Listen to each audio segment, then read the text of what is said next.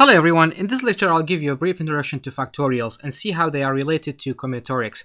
Factorials are extremely important. We can see it in a lot of equations in different departments of mathematics, but how is it related to combinatorics? Well, first of all, let me give you a brief definition. What are factorials? Well, factorials for a non-negative integer n is the product of all positive integers less than or equal to n. So if you have an integer n, the factorial of n is n times n minus 1 times n minus 2 times n minus 3 till you get to 1. That is the factorial of that integer.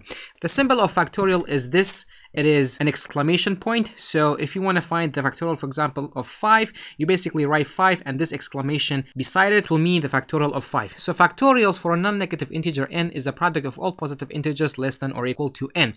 So how is it related to combinatorics? Before I show you how factorials are used in combinatorics, just a quick example. Let's say we want to find the factorial of 4. We say 4 and the exclamation point meaning 4 factorial. It is basically 4 times 3 times 2 times 1. So it is 4 times the integer, our integer here is 4. It is 4 times our integer minus 1. For 4 minus 1 is 3. Our integer minus 2. 4 minus 2 is 2. Our integer minus 3 is 4 minus 3 is 1. So based on our definition, the factorial of a non-negative integer n is the product of all positive integers less than or equal to n. This is the product of all positive integers that are less or equal to 4, all the positive ones. So the factorial of 4 is basically 24, is 4 times 3 times 2 times 1. That's basically how we find the factorial of any non-negative integer or positive integer.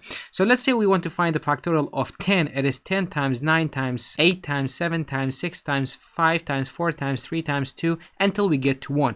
Any integer that we have, the factorial of that integer, it is that integer times n minus 1, that integer times n minus 2, n minus 3, n minus 4 until we get to 1. This is basically how you find factorials. So now we know how to find factorials. Let's see how we can use it in combinatorics. Let's see how we can use it in counting stuff. Well, let's say we have this example. Let's say you have to choose a 10-digit password randomly, no repetition, and each number could be from 0 to 9. How many possible passwords we can have? This is a basic example in combinatorics. The problem, basically, you have to see how many 10-digit passwords we can have. So basically, you have 10 slots. You have 0 to 9. And you will see how many possibilities that you can have for the password, for 10-digit password. Well, you can use factorials in solving this problem. How? Well, if you think about it a little bit, in the first slot, you have 10 options. You have from 0 to 9. You can put 0, 1, 2, 3, 4, 5, 6, 7, 8, and 9.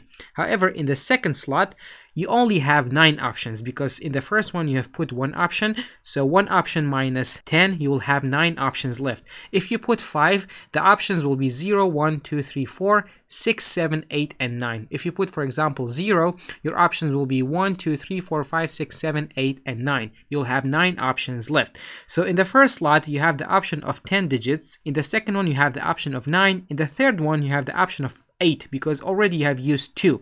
In the fourth one you have the option of 7 and so forth. So in the first one is 10, the second one is 9, the third one is 8, the fourth one is 7, the fifth one is 6, the sixth one is 5, the seventh one is 4, the eighth one is 3, the ninth one is 2, and the last slot you have only 1 option to put or only 1 number to put from 0 to 9.